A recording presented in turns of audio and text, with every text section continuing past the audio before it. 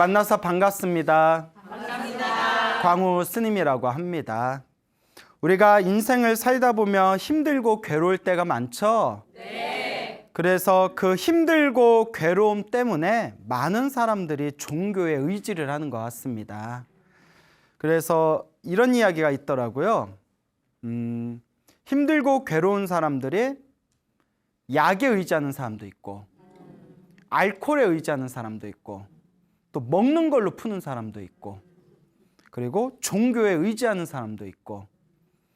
그런데 그 중에서도 가장 건전한 방법이 그래도 무엇에 의지하는 게 제일 건전하다? 종교. 근데 종교도 잘 선택해야 될 것 같아요. 사이비 종교 있잖아요. 사이비 종교 같은 경우에 뭐 대충 뭐 인터넷 치면 나오잖아요. 사이비 종교. 이 사이비 종교 같은 경우에는 약물보다도 알코올보다도 훨씬 더 사람의 몸과 마음을 무너뜨릴 수가 있습니다. 그래서 우리가 종교라는 것이 사실 사람을 위해서 종교가 만들어진 거예요. 다른 신을 믿는 종교에서는 신을 위해서 인간이 활동하는 거래요. 그러니까 신을 위해서 인간이 활동하는 거고, 신을 위해서 인간이 만들어진 거고, 인간의 모든 활동은 신을 위한 것이다 라고까지 주장하는 곳이 있어요. 하지만 불교는 아닙니다. 어떻게 보면 불교야말로 진정한 인본주의일 수가 있어요. 불교는 철저하게 부처님께서 세상에 출현하신 이유는 부처님을 위해서가 아니라 중생들의 행복을 위해서 세상에 출현하셨다고 합니다. 누구의 행복을 위해서? 그 중생이 누굴 뜻하는 거겠어요? 우리예요. 우리. 모든 생명들. 그래서 불교에서는 굳이 우리 종교, 내 종교를 주장하지 않습니다. 그래서 흔히 하는 얘기 있잖아요. 아우, 착하게 살면 됐죠. 막 얘기했잖아요. 꼭 절에 안 와도 착하게 살면 된다. 그래서 불교에서는 오는 사람 막지 않고 가는 사람 잡지 않는다라는 유명한 얘기가 있죠. 오고 감에 집착 없이 그냥 착하게 살고 인간된 도리하면서 살면 뭐 그게 불교다, 이렇게까지 얘기하는 분도 있죠. 그래서 포교가 안 돼. 우리는 뭐 악착같이 가는 사람 막고, 오는 사람 막 붙들고 이래야 되는데, 그래서 불교는 사실 이 인간을 위한 가르침입니다. 우리 중생들의 행복과 중생들의 괴로움의 소멸을 위한 가르침이 바로 불교가 되는 겁니다. 그래서 우리가 어떠한 종교를 선택할 때는 그 종교가 사이비 종교인가 아닌가를 판단하는 게 두 가지가 있답니다. 첫째, 항상 사이비 종교는 항상 돈이 엮인답니다. 끊임없이 돈을 요구하는 거예요. 뭐 해라, 뭐 해라, 뭐 내라. 그 돈의 액수가 커질수록 사이비 종교로서 더 의심되어질 만한 조건들이 되겠죠. 100원 내놔라, 1000원 내라. 10년 동안 매일 100원씩 내놔라 하면 약간 유치하기는 해도 딱히 돈 욕심 부린다고 볼 수 없잖아요. 하루에 100원씩 달라는데 500원만 무슨 뭐 깎아서 먹는 것도 아니고. 나 자꾸 큰 돈을 요구하는 거예요. 돈이 없어요. 집문서 있잖아. 뭐 이래버리면. 그래서 사이비 종교의 특징의 첫 번째는 항상 돈을 집착한다. 둘째는 끊임없이 믿음을 세뇌시켜요. 믿음을. 절대 의심을 품지 못하게 합니다. 왜냐? 오로지 우리만 믿어야 되니까. 그러니까 질문도 하지 말아라. 의심도 하지 말아라. 의문도 품지 말아라. 무조건 뭐 해라? 그냥 믿어라. 하지만 불교에서는 이와 같이 이야기하죠. 부처님의 말씀이라 하더라도 무조건 믿지 말아라. 부처님의 말씀을 듣고 고요한 곳에 옳은가 옳지 않은가, 합리적인가, 이치에 합당한가, 이치에 합당하지 않는가를 사유하고 나서 충분히 이치에 맞다라고 마음에 와 닿으면 그때 실천하고 수행해라 라고 이야기를 합니다. 부처님께서 스스로 말씀하세요. 부처의 말이라고 해서 무조건 믿으려 하지 말고 끊임없이 사유하고 사유해라. 그래서 여러분들 주변에 정체를 알 수 없는 수많은 종교가 있잖아요. 정체를 알 수 없는 수많은 종교들 중에서 막 거액을 자꾸 요구하고 돈에 집착하고 돈을 요구하고 자꾸 믿음만을 강조한다면 한번 의심해 봐야 됩니다. 그래서 불교에서도 항상 신도들에게, 불자들에게 공부해라, 수행해라 라고 강조합니다. 공부해라, 수행해라, 이치에 합당한지를 끊임없이 탐구해라 라고 가르치고 있지만, 실제로 부처님의 가르침을 공부하다 보면 부처님의 가르침에도 신비주의가 있긴 있어요. 초기경전에도 신비주의에 대한 부분이 나오고요, 대승경전에도 신비주의에 대한 부분이 나오지만, 신비주의라는 부분이 굉장히 더욱더 확정되고 심화된 게 밀교예요. 밀교라는 말 그대로 비밀 종교해서 밀교라는 가르침이 있어요. 그래서 밀교 같은 가르침을 보더라도 이걸 믿어야 돼 말아야 돼 할 정도의 신비스러운 신비주의의 가르침이 있기는 합니다. 그래서 간혹 불교 공부하시는 분들 중에서 저 초기 불교 공부하시는 분들은 밀교 같은 걸 아예 부처님의 가르침이 아니다라고 부정하시는 분들도 있어요. 하지만 지금 세계 불교를 가장 큰, 세계 불교에서 가장 큰 위치를 점하고 있는 티베트 불교, 달라이라마의 티베트 불교, 달라이라마 존자는 다 한 번씩 들어보셨죠? 네. 그런 티베트 불교는 사실 중심이 밀교거든요.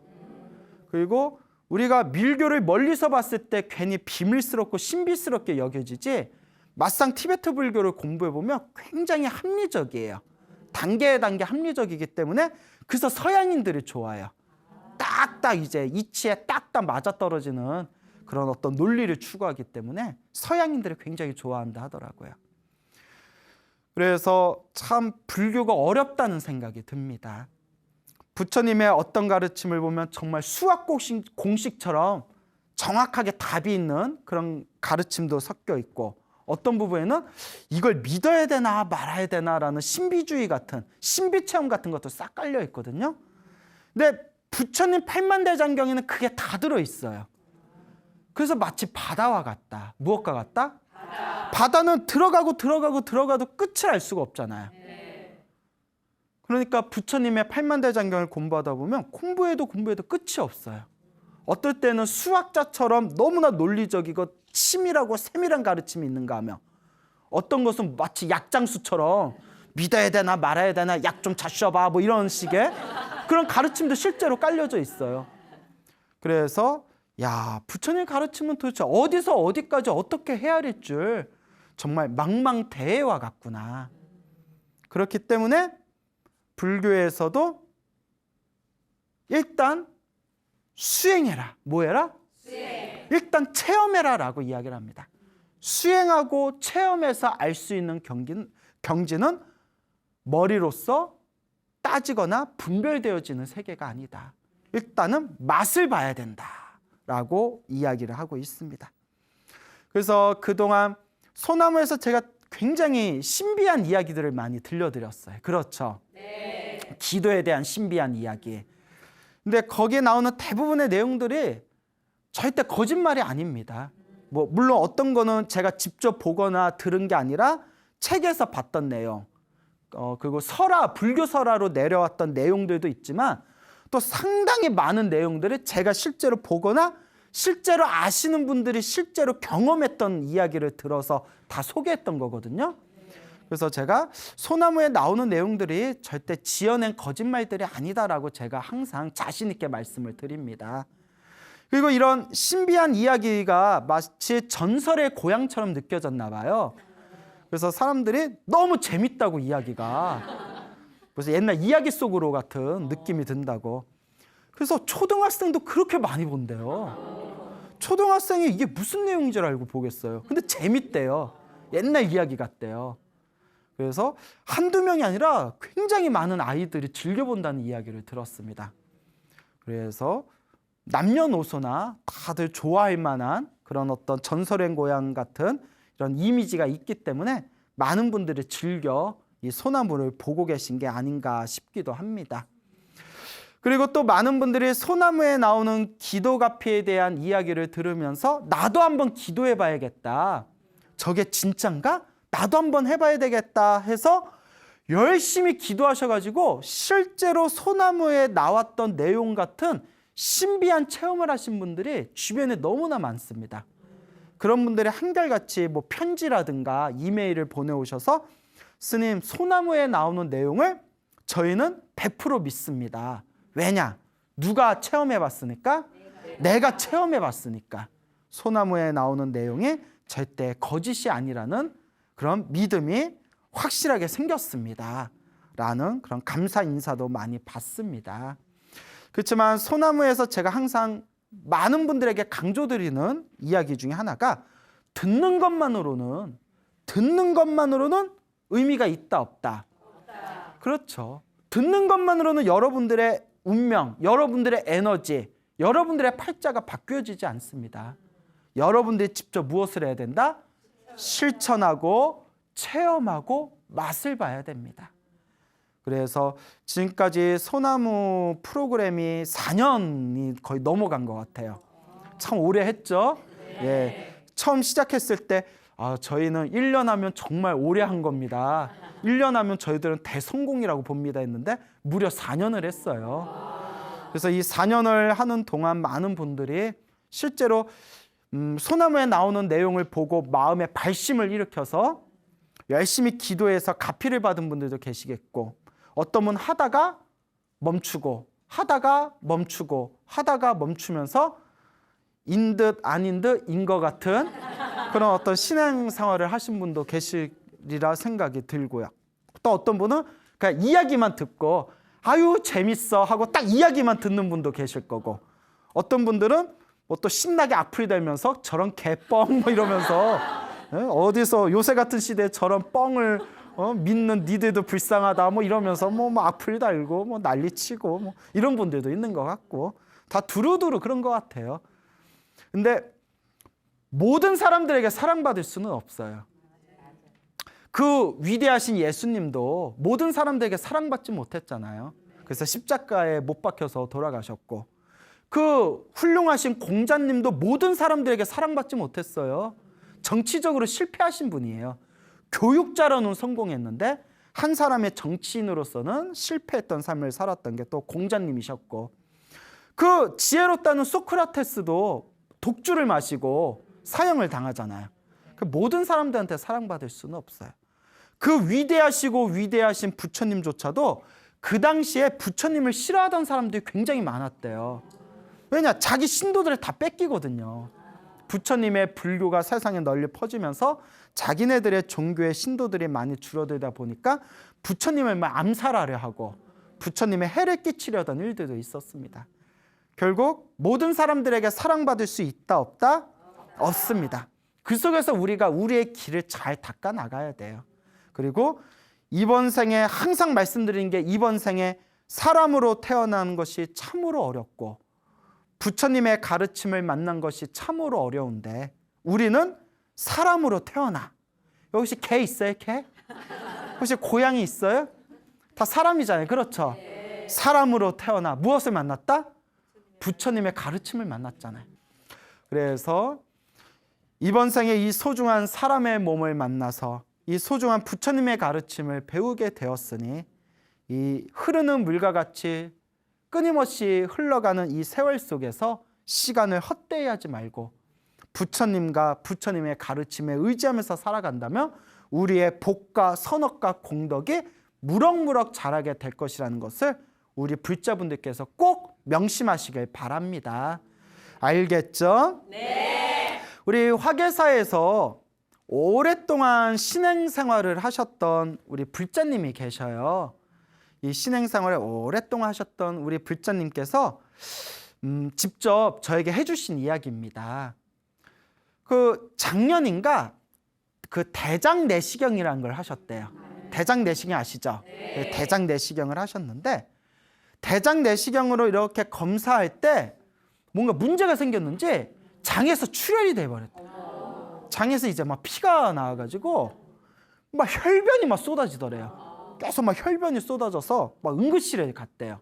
응급실에 가서 막 응급처치하고, 그러니까 이제 응급처치를 하고 난 뒤에도 계속 혈변이 쏟아지고 출혈이 생기는 굉장히 위급한 상황이었는데, 이 보살님께서 평생 절에 다니셨던 분이시잖아요. 그래서 계속 이렇게 연부를 하셨나 봐요.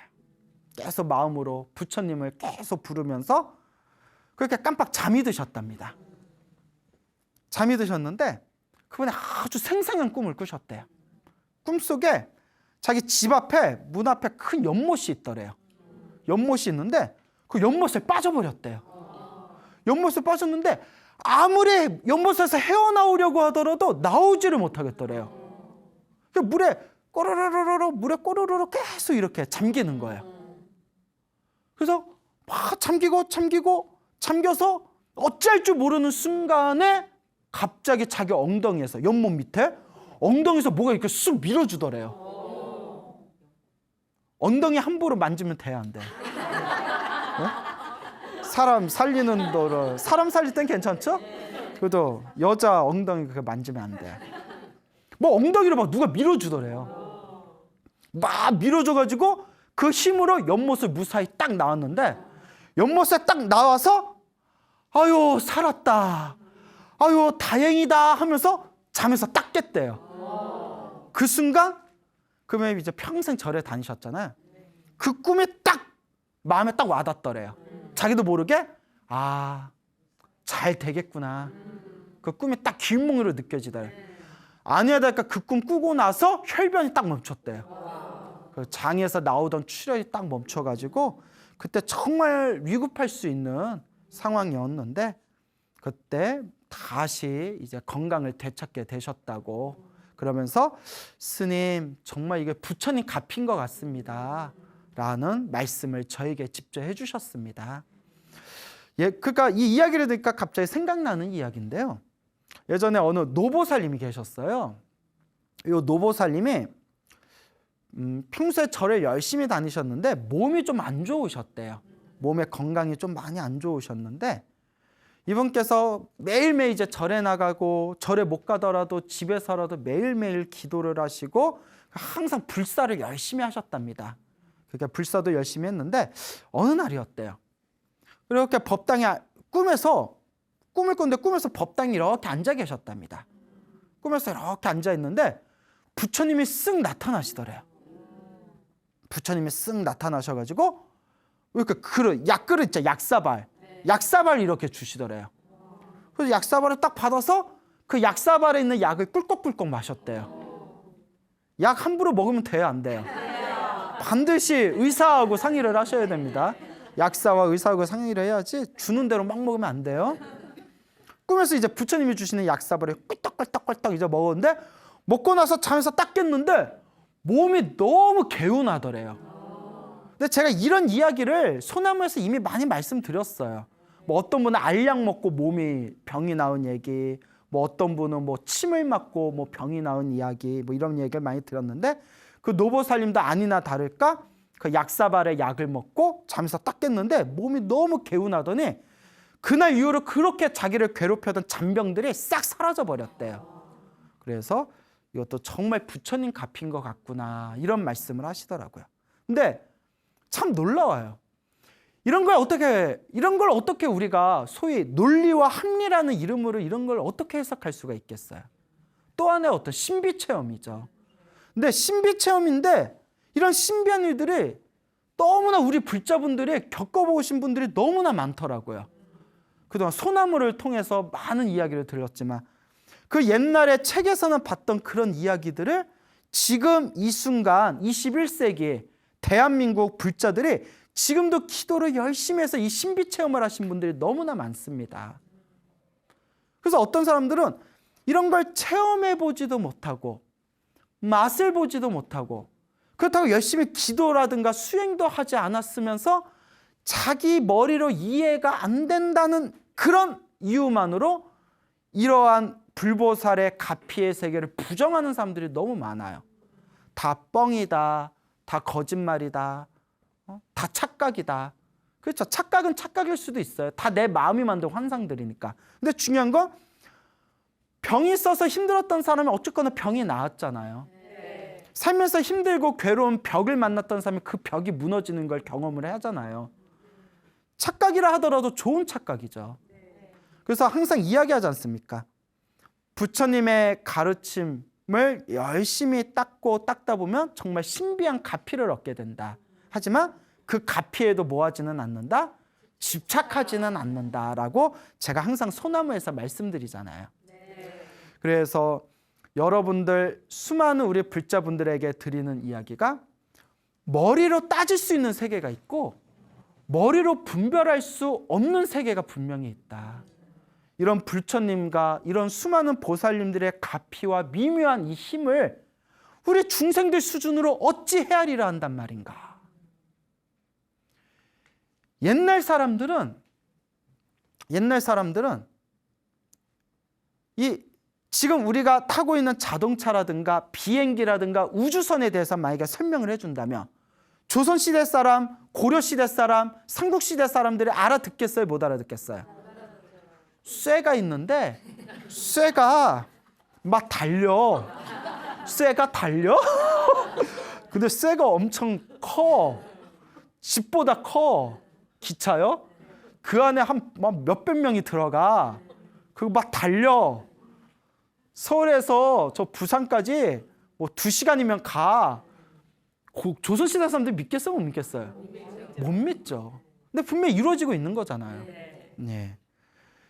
옛날 유학자들이, 옛날 조선시대 유학자들이 부처님의 가르침을 비판할 때 비판한 것 중에 하나가 불교는 참으로 허무맹랑하다라고 했대요. 왜 허무맹랑하냐? 불교에서 뭐라고 하냐? 이 지구 말고도 수많은 세계가 펼쳐져 있다. 이 우주에는 수많은 세계가 펼쳐져 있다. 그래서 삼천대천 세계라고 해요. 삼천대천 세계가 뭐냐? 간단히 얘기하면 태양계 있죠. 해가 있고 달이 있는 그 지구 같은 세계가 10억 개가 있는 게 삼천대천 세계예요. 이제 또 설명하면 시간이 길어지니까 몇 억 개? 10억 개. 그럼 유학자들 이걸 보면 막 비웃었대요. 불교는 허무맹랑해서 순 뻥쟁이들이라고. 무슨 이 천지를 이렇게 보면 무슨 뭐 10억 개, 삼천대천 세계가 있냐. 네. 천문학이 발달한 지금 이 수많은 우주의 공간에 또 다른 수많은 별들이 펼쳐져 있잖아요. 수많은 세계가 펼쳐져 있잖아요. 태양계 같은 세계가 수많은 이 숫자로 헤아릴 수 없는 수많은 세계가 이 우주에 펼쳐져 있다는 걸 우리 과학이 증명하고 있잖아요. 그 옛날 사람이 못 믿었던 걸 우리는 지금 자연스럽게 믿게 됩니다. 그리고 불교에서는 털구멍 안에 사람의 털구멍 안에 84,000마리의 벌레들이 살고 있다라고 해요. 털구멍 안에 84,000마리의 벌레들이 살고 있다. 유학자들 이런 개뻥을 받냐? 막 이런. 이 중들은 다 풍쟁이라서 이 조선시대 유학자들이 무슨 털구멍을 봐라 뭐가 있냐? 야, 이 뻥쟁이들이야 뭐 이랬는데 과학이 발전했잖아요. 우리 안에 어마어마한 뭐 박테리아, 뭐 수많은 미생물들이 뭐 온몸에 정말 그 이루 헤아릴 수 없는 그런 막 생명들이 막 우리 안에 같이 공존하면서 살고 있잖아요. 물론 뭐 박테리아나 뭐 이런 걸 생명이라고 봐야 되냐 이런 부분은 너무 또 깊이 들어가면 한도 끝도 없고 하여튼 벌레로 표현을 한 거죠. 꿈틀꿈틀거리는 눈을 보이지 않는 벌레들. 그러니까 옛날에 믿지 못했던 걸 이제 지금은 자연스럽게 믿게 되었어요. 그 말을 조금만 뒤틀어 보면 아직 우리가 과학이라는 이름으로 믿지 못하는 것들이 더 발전하면 어떻게 된다? 믿을 수도 있는 그런 수많은 신비한 것들이 아직도 꽉 차 있다는 거죠. 그래서 우리의 정신은 수많은 과학자들이 그럽니다. 이 뇌를 우리 정신을 일으키는 이 뇌를 연구해도 도대체 그 끝이 보이질 않는다고. 뇌 안에 뭐가 있는지. 이제 시작이래요. 그래서 인간이 평생 연구해도 다 연구를 못하는 게 바다. 우리는 아직 바다도 정복을 못했대요. 바다. 그 다음에 우주. 우주는 영원히 정복을 못할 것 같아요. 끝이 없대잖아요. 그 다음에 인간. 예, 인간의 뇌 하나도 제대로 우리는 다 이해를 못하고 있답니다. 자, 그래서 우리 인간이 가지고 있는 이 수많은, 우리 인간의 정신이 발휘하는 수많은 신비 체험은 도저히 우리의 분별로는 헤아릴 수가 있다 없다? 없다는 거예요. 그래서 우리 선지식들, 우리 수행자들이 하시는 말씀이 따져도 따져봤자 답이 나온다 안 나온다? 그러니 한번 해봐라. 한번 맛을 봐라. 한번 체험을 해봐라. 그게 바로 불교의 힘이라는 겁니다. 그래서 힘들고 괴로울 때 일심으로 관세음보살을 부르며 그 중생을 분명히 구제해 주신다. 힘들고 괴로운 일에 닥쳤을 때 지장보살을 부르며 지장보살이 지옥에서라도 우리를 구해 주신다. 와 같은 이런 내용들을 우리 인간의 인식으로는, 인간의 의식으로는 그 세계를 다 파헤쳐낼 수가 없는 거예요. 하지만 실제로 관세음보살을 불러보고, 실제로 지장보살을 불러보고, 실제로 눈물겹게 삼천배도 해보고, 실제로 신묘장구 다란이도 외워보고, 실제로 금강경도 독송해보고, 실제로 법화경도 사경해보고, 실제로 끊임없이 간절하게 기도하신 분들은 분명히 체험하는 맛이 있다는 거예요. 그래서 비유를 들자면 그 에디슨이 전기를 만들었대요. 전기를 만들어 놓고 사람들 전기의 원리가 너무 궁금한 거예요. 전기의 원리가 뭐냐 자꾸 물어보더래요. 그 에디슨도 설명하다 지치고 설명해도 못 알아듣으니까 이렇게 얘기했대요. 그냥 쓰시면 됩니다. 이 말이 핵심이에요. 그냥 뭐 하면 된다? 쓰면 돼요. 어떻게 부처님한테 기도하니까 부처님이 우리에게 이런 힘을 주실까? 어떻게 관세음보살과 지장보살을 부르니까 우리에게 이런 가피를 주실까? 이 이치를 다 표현하기가 어려워요. 또 설명해줘도 다 안 믿어 사람들이. 그러니까 따지지 마. 뭐 하면 된다? 그럼 믿고 쓰시면 돼요. 믿고 부르시면 됩니다. 그게 바로 불보살 가피의 핵심입니다. 간절하게 기도하며 반드시 여러분들을 은은하게 지켜주시는 불보살의 힘이 여러분과 함께 할 것이다 라는 것을 꼭 명심하시길 바랍니다. 알겠죠? 네. 그러니까 한번 해보세요. 그 예전에 어느 불심이 깊은 보살님이 계셨는데 절에 다니는 이 보살님 아들이 어느 날 직장 생활을 하시는 분인데 회사에서 계단에서 깜빡 정신을 잃었대요. 뭐 내 문제가 생겼나? 갑자기 정신을 딱 잃어가지고 계단에서 넘어져 버렸대요. 와당탕탕 넘어졌는데 얼굴하고 머리를 크게 다쳤대요. 그러니까요, 계단에서 그냥, 그리고 가끔 우리 가면 계단 중에 날카로운 계단들 많잖아요. 머리하고 얼굴에 골절과 출혈이 너무 심해가지고 10시간이 넘게 수술 받았대요. 대형 수술을 받은 거죠. 10시간이 넘게. 집에 전화 오고, 집에 그 보살님의 아들이 갑자기 쓰러져서 10시간 넘게 수술 받는다니까, 응급실 뭐 중환자실에 막 입원해 있다 하니까 막 다급해가지고 병원에 오셨대요. 병원에 왔는데 의사 선생님이 수술은 잘 됐습니다. 나머지는 이제 봐야 돼 알 수 있습니다. 최선은 다했습니다. 이제 추후를 한번 지켜봅시다. 그럼 이제 아들은 의식을 잃고 삐삐 산소 마스크 쓰고 삐삐거리는 기계 옆에서 누워 있으니까 보살님 막 눈물이 확 쏟아지고 억장이 무너질 거 아니에요. 이럴 때 우리가 뭘 할 거냐고요. 기도. 그렇죠. 하염없이 염불을 했대요. 부처님 도와주세요. 관세음보살님 도와주세요. 지장보살님 도와주세요. 근데 여러분 신기한 게 있어요. 저도 경험을 해봤지만 평상시에 기도할 때는 기도가 되는지 안 되는지 이게 효과가 있는지 없는지 이게 잘 안 느껴져요 사실. 근데 그렇죠. 정말 위급할 때, 정말 다급할 때, 정말 간절할 때는 뭔가 힘이 있더라고요. 그 기도해본 붙잡은 다 느끼는 거예요.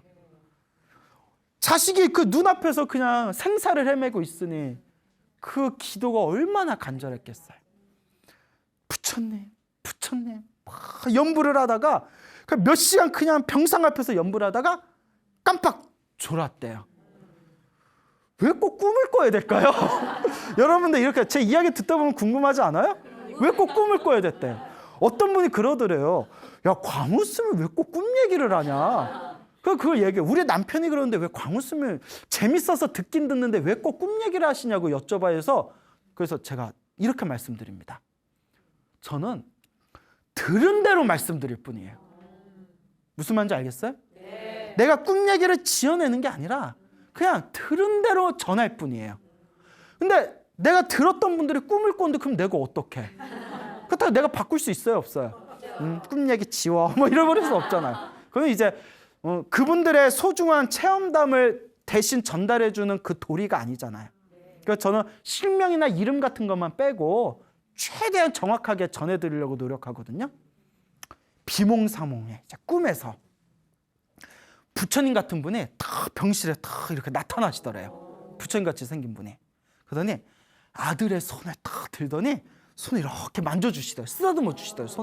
손을 쓰담쓰담, 예? 쓰담 막 이렇게 쓰담쓰담 해주신데 손에 딱 쓰담 해주시니까 아들 손가락에서 그 더러운 고름이 쭉 빠져나오더래요. 고름이 쭉 고름이 쭉 빠져나가는 그 모습을 보면서 잠에서 딱 깼대요. 순간 보살님이 우리 아들 살겠구나. 그러니까 저절로 그런 마음이 들더래요. 살겠구나 하더니 아들이 기적같이, 그 꿈을 꾸고 나서 아들이 기적같이 그 막 몸이 호전이 된 거예요. 그러더니 지금은 이제 아들의 건강을 되찾아서 잘 지내고 있고, 그 보살님은 너무 이건 부처님 은혜라고, 너무나 부처님 은혜에 감사드린다고 그렇게 신행생활을 잘하고 계십니다. 이런 걸 어떻게 우리가 말로써, 무슨 과학으로서, 무슨 논리와 합리적인 그런 어떤 이치에서 설명을 할 수가 있겠습니까? 그래서 제가 그 에디슨의 그 전기 비유를 좋아해요. 스님, 그 전기가 왜 나오는 거죠? 몰라, 나도. 그냥 쓰면 되지. 스님, 기도하는데 어떻게 그런 힘이 나오죠? 저도 모르겠습니다. 하지만 하시면 됩니다. 수많은 사람들이 경험했습니다. 그러니까 하시면 됩니다. 하지만 꼭 여러분들한테도 이런 말씀을 드리고 싶어요. 열심히 했는데도 잘 안 될 때가 있어요. 정말 열심히 했는데도 잘 안 될 때가 있긴 있습니다. 그래서 제가 드리는 얘기가, 아무리 기도해도 안 되는 거는 안 되더라. 그 첫 번째가 로또. 제발 로또 1등 되게 해주세요. 기도해도 그거 잘 안 되는 것 같아. 예? 그래서 기도 많이 해서 로또 될 것 같으면 전 벌써 됐을 것 같아요. 예? 그렇잖아요. 스님, 저 기도 이렇게 많이 했는데 왜 로또가 안 터질까요? 그러면 저도 한 2번은 터졌어야 되는데요. 그러니까 안 되는 건 잘 안 되는 것 같아요. 또 우리 자식 제발 좋은 대학 가게 해주세요. 기도를 정말 열심히 했는데도 또 떨어지는 애들은 떨어지더라고요. 기적같이 붙은 애들도 있어요. 근데 또 떨어진 애들은 또 떨어져요. 참 신기하죠? 참 너무 신기해요. 그래서 또 스님들 중에서도 그런 분이 있어요. 부처님, 저 평생 동안 오로지 공부만 하게 해주세요. 평생 오직 선방에 가서 오직 공부만 하게 해주세요라고 기도를 정성으로 올렸는데도 어디 주지하시고 어디 끌려가서 소인 보시고 어디 끌려가서 살림 사시는 스님이 계세요, 실제로. 그 스님이 나는 참선하려고 출가했는데 부처님한테 평생 참선만 하게 해달라고 기도했는데 왜 난 이렇게 어디 뭐 교무 보고 총무 보고 주지 보고 어디 총무원 들어가고 나는 왜 이렇게 공부복이 없지? 그러니까 안 되는 건 또 안 되는 거예요. 희한하죠? 그래서 우리가 하는 얘기가 저마다 각자 업이 있더라. 빨리 이루어지는 업이 있고 늦게 이루어지는 업이 있고 정말 안 되는 업이 있더라. 근데 이 업도 결국 누가 지은 거더라? 내가 지은 거더라.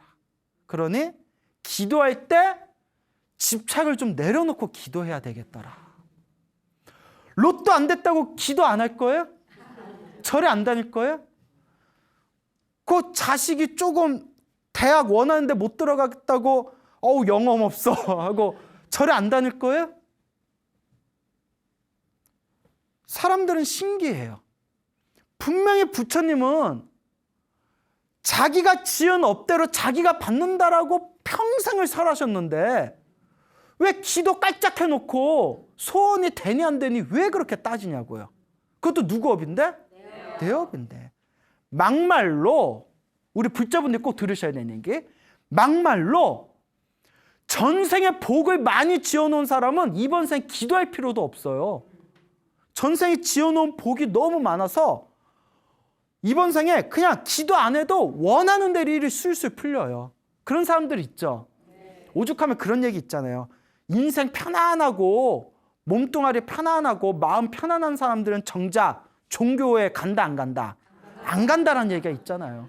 정말 복 많은 사람은 기도할 필요가 없대요.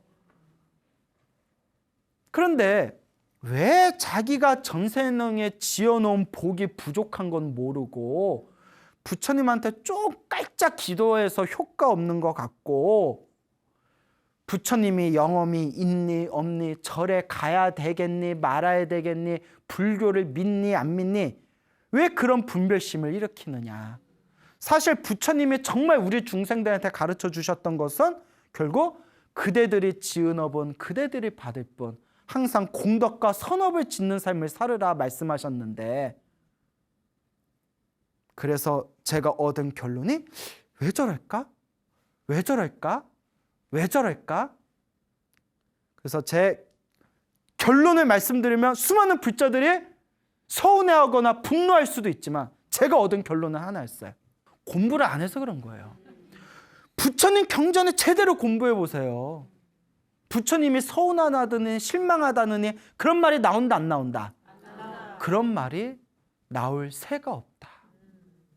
그러니 정말 힘들고 괴로울 때 우리가 부처님을 의지하되 부처님의 우리가 지어놓은 그 업보까지 완전히 다 책임져 주시는 분이 아니다.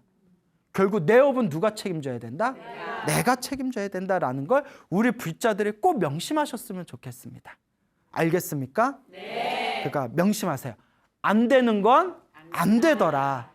안 되지만 내가 기도한 공덕은 남더라 안 남더라? 분명히 남더라. 이번 생에 못 받으면 언제라도 받더라? 다음 생에라도 받더라. 그리고 기도의 진정한 지금도 급해 죽겠는데 다음 생에 그래서 지금 죽겠는데 다음 생은 무슨 뭐 이런 거예요? 근데 그게 있어요. 원하는 소원을 못 얻어도 기도하면 마음이 편안해지고 일이 조금씩 잘 풀린 게 느껴져요. 실제로 많이 듣는 얘기인데 로또는 당첨이 안 됐는데 손님들이 끊이지를 않아요. 제가 뭐 그런 식으로 좋다 하면 하지 말고 저 아시는 불자님이 계시는데 요 불자님이 요새 같은 불경기에 이제 장사를 시작하셨어요. 요식업계 장사를 시작하셨는데 내가 장사하기 전 막 너무 불안해하시길래 제가 매일 관세음보살님 5,000번을 부르고 매일 그 다음에 관세음보살 42수주에 보면 첫 번째에 그 재물을 얻는 진언이라고 있어요. 인터넷 치면 다 나와요. 여의주 진언이라고 해서 관세음보살 여의수주 진언이라 해서 재물을 얻는 진언이 있어요. 그래서 이 불자님한테 매일 관세음보살 몇 번을 부르고 5,000번을 부르고 그 여의주 진언을 몇 번 불러라? 5,000번을 불러라. 그래서 총 1만 번을 불러라 라고 했어요. 그걸 다 하셨어요. 100일 동안. 100일 동안 다 하시고 지금도 매일 관세음보살 5,000번씩을 부르시는데 이분이 저한테 직접 해주신 얘기예요. 손님이 너무 없대요. 손님이 없을 때 노는 입에 뭐 한다? 그러니까 그 연불을 하고 그 진언을 외우면 손님이 쏙 들어온대요. 그리고 또 손님이 없을 때 또 마음이 답답하잖아요. 노는 입에 뭐 한다? 그 또 열심히 부른대. 관세음보살 네? 옴 파즈라 바라 훈파 옴 파즈라 바다라 훈파 막 이렇게 주문이 외운대요. 그럼 또 손님이 어떻다? 근데 저한테 한 얘기가 스님 제가 짧지 않은 기간 동안 실험을 해봤는데 우연이라고 하기에는 이거 정말 뭐가 있습니다 라는 말씀을 하시더라고요. 그래서 결국 내 업이라는 거는 무시할 수가 없습니다. 결국 우리는 우리 업에 책임을 져야 됩니다. 다만 너무 인간으로서 너무 힘들고 괴롭고 큰 벽에 부딪혔을 때 뭔가 정말 의지하고 싶을 때 그때 분명히 우리에게 자비의 손길을 전해주시는 말로써 머리로써 도저히 표현 못할 신비로운 체험이 있다. 그게 바로 뭐다? 부처님의 가피고 보살님의 가피이다 라는 것을 말씀드리고 싶습니다. 그러니 우리 불자 여러분, 힘들고 괴롭고 답답할 때 무엇을 하셔라? 기도하고 복짓고 마음 공부하시고 힘들지 않고 괴롭지 않고 답답하지 않을 때에도 결국은 뭐 해야 된다? 기도하고 복짓고 이 마음을 수행해야 됩니다. 불자냐 아니냐의 가장 중요한 기준은 절에 쪼르르 왔냐 절에 안 갔냐가 아닙니다. 매일매일 나만의 수행을 하고 있느냐, 매일매일 부처님께 의지하고 있느냐, 매일매일 부처님의 가르침을 공부하고 있느냐. 여러분의 운명을 바꾸는 것은 결국 여러분의 몫이라는 것을 꼭 명확하게 이해하시고, 내가 지은 업은 반드시 내가 받는다라는 이 인과 어변의 이치를 확연하게 여러분들이 깨달으면서 지금 당장 기도의 효과에 일희일비하지 마시기 바랍니다. 지금 효과가 있건 지금 효과가 없건 중요한 것은 내가 하면 한 만큼 반드시 누가 받는다? 내가 받는 이 분명한 도리가 있다는 것을 불자 여러분들은 꼭 명심하시길 바랍니다. 알겠죠? 네. 여러분 행복해지고 싶습니까? 네. 행복한 삶을 창조하고 싶습니까? 네. 복을 지으십시오. 선업을 지으십시오. 공덕을 쌓으십시오. 복과 선업과 공덕의 힘이 여러분들을 진정한 행복의 길로 이끌어 줄 것입니다. 오늘 여기서 마치겠습니다. 소중한 나 무한 행복.